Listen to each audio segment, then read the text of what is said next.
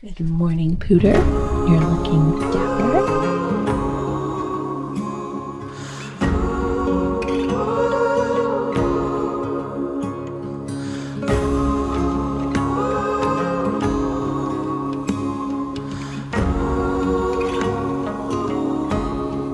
Ships from the south storming along the shoreline. I am here to recap my first trimester. I'm also just going to take you guys through a day with me. Where to begin? Today, in general, I picked up a decaf coffee when I dropped Easton off at daycare. I'm just doing my makeup and getting ready for the day. That could make their shadows run.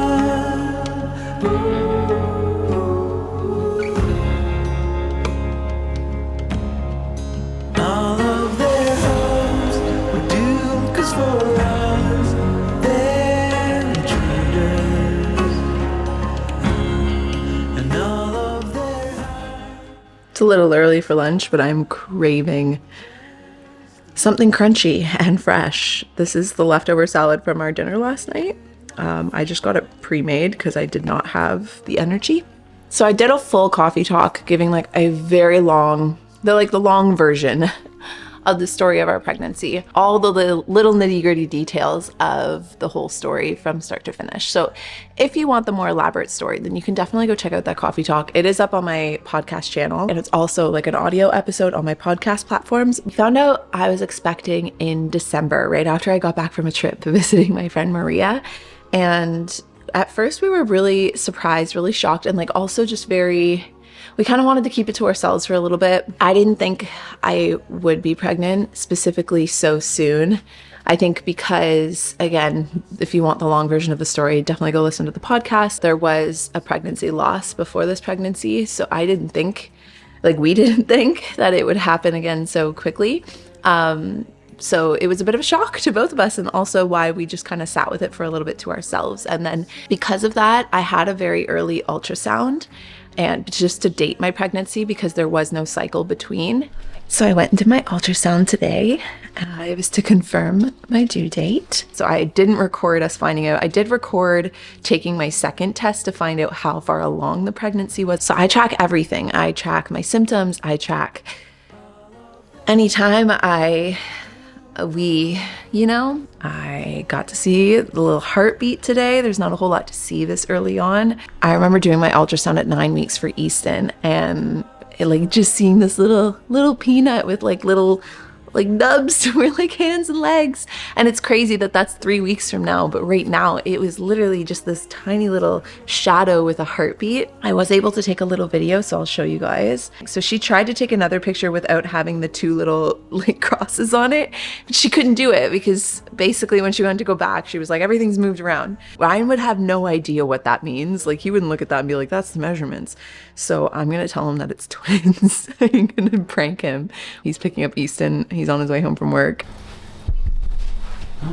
Who's that? Atlanta. You notice how there's two little plus signs there? Yeah.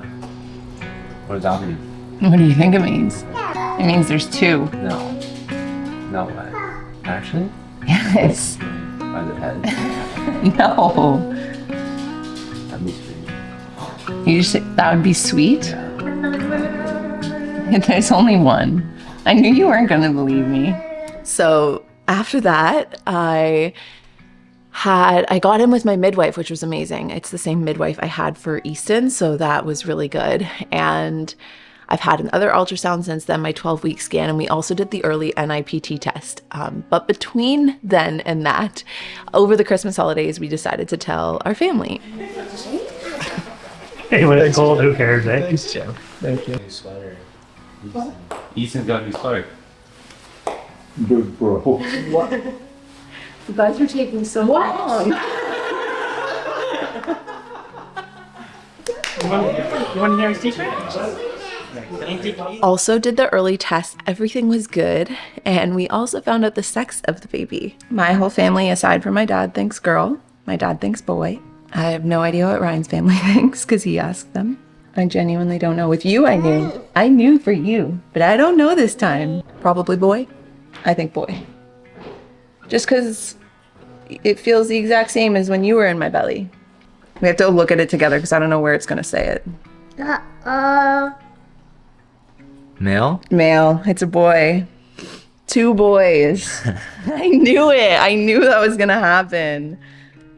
Male. Yeah, and all the test results are good. Less than low risk, low risk, low risk, low probability. 2 boys. I'm so outnumbered. I had a feeling. You can have a little brother. High five! You can have a little brother. He's like, I gotta share my muffin. Crazy. Oh man. So 2 little boys. I'm gonna have a busy house. I'm like digging for an olive right now. We do have a name and we're gonna obviously wait. It was kind of funny. We were fighting over names. Not really, but like I had a name that I really, really love. And Ryan had a name that he really, really loved. And he kept on saying no to my name. I kept on saying no to his name. And then we ended up finding this name very serendipitously where we heard it in conversation. It was just in passing. Later on, like the next day, I brought up the name that I really like and made a joke about it. And Ryan was like, I just don't like that name. I just loved it so much that it's still hard for me to let go of.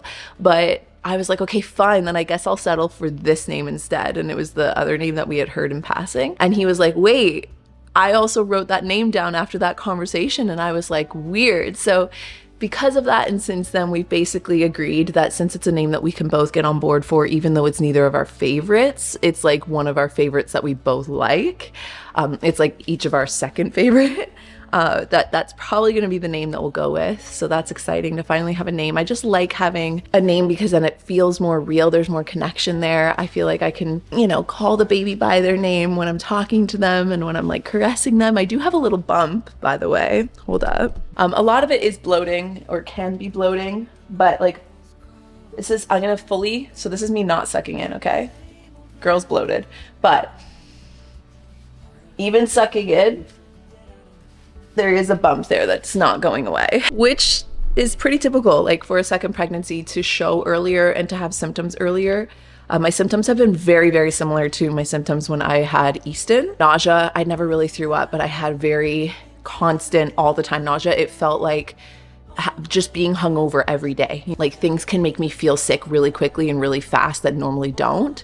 But the constant like low grade nausea just being there all the time is thankfully gone. And then the exhaustion, I was dealing with like debilitating exhaustion. Like I could stay awake, but my body just felt so drained.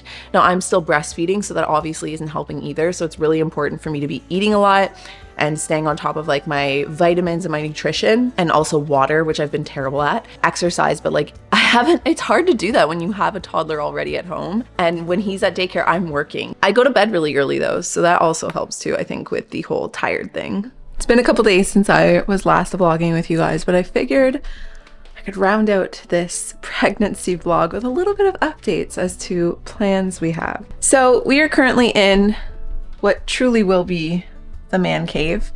Baby number 1 and baby number 2, i.e. Easton, and the baby I'm growing are going to be sharing a room for at least the first year, maybe 2. It's really going to depend on our outdoor renovations.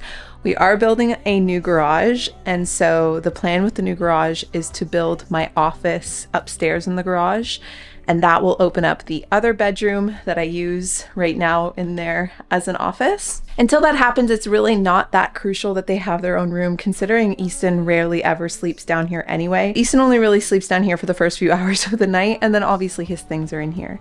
So here's the plan. Nothing has been done yet aside from one thing. Easton got his big boy bed, and we moved the crib over here, which I'm gonna have to blur that for a moment because all of those pictures will be moving. The ribbon pictures they're actually from Easton's first birthday. They're his monthly milestone photos. And then I made 2 collage frames for him. Those are actually gonna be moved out into the hallway. Going down that hallway, we have 2 other frames. So I'm gonna make 4 different family collage photo frames and put them in that hallway. I'm gonna paint a nice mural on that wall that will match the theme in this room. We're gonna order baby number 2's name, I always just said it, in the same lettering that you see here, and put his name up on the wall above the crib. And then I've already ordered another mattress. Everything else will stay the same. The only other thing I'll need to do is split the dresser in half. So a lot of the drawers right now are actually full of Easton's clothes that don't fit anymore.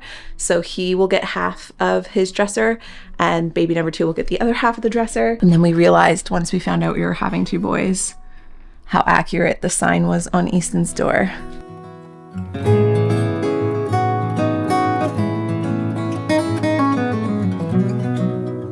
I'm a little concerned because I cannot seem to find where I stored all of my old maternity clothes. I mean, I didn't end up buying a whole lot when I was pregnant with Easton because I mainly just wore maxi dresses, which is kind of the nice thing about having a summer baby. The main things I'm looking for right now, because I am officially bumping a belly, and pajamas are my biggest enemy right now, mainly because I cannot wear pants to bed. I need to wear shorts, and all of my shorts are just really cutting in right at my belly. Cannot seem to find them anywhere. Gonna have to ask Ryan to dig in our storage under the stairs. Maybe they're in a suitcase. I'm definitely going to do a good thrift haul. I want to get just a couple oversized pieces of clothing. The last update I have is that my due date also got moved. So based on my last ultrasound, which was 12 weeks, I just went to my midwife appointment last week, and based on baby's size, my due date has actually moved up.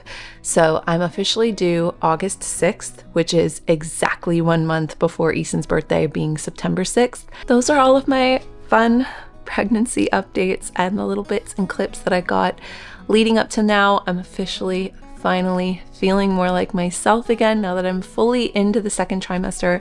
I'm actually 17 weeks now, maybe 18. I think I'm 18 weeks tomorrow. So thank the Lord I'm in like the bliss stage of pregnancy, so I can catch up on things and spring clean and get our house ready for baby number 2, because it is definitely going to be a wild ride. I know what I'm getting myself in for this time around. I am not a newbie anymore, so I know what's gonna happen, although I don't know what it's like to have 2 at the same time, specifically one being a toddler who is fun but wild. But I'm here for the ride, and I also am just very aware I'm never gonna have this time back again. I'll never be this version of myself again, being in the chapter of my life where I have one baby here and one on the way, and eventually I'm gonna blink, baby 2 will be here, and that will be life as I know it. So I'm really trying to just enjoy the season of life that I'm in, enjoy this pregnancy for the very high chance it might be my last one. That's my update. Those are all of my pregnancy updates, and if you want the full pregnancy story about how we found out and all of that, definitely go listen or watch that coffee talk. Outside of that, let me know how you guys are doing. How are you feeling? Happy March, and I will talk to you guys all very soon. Bye.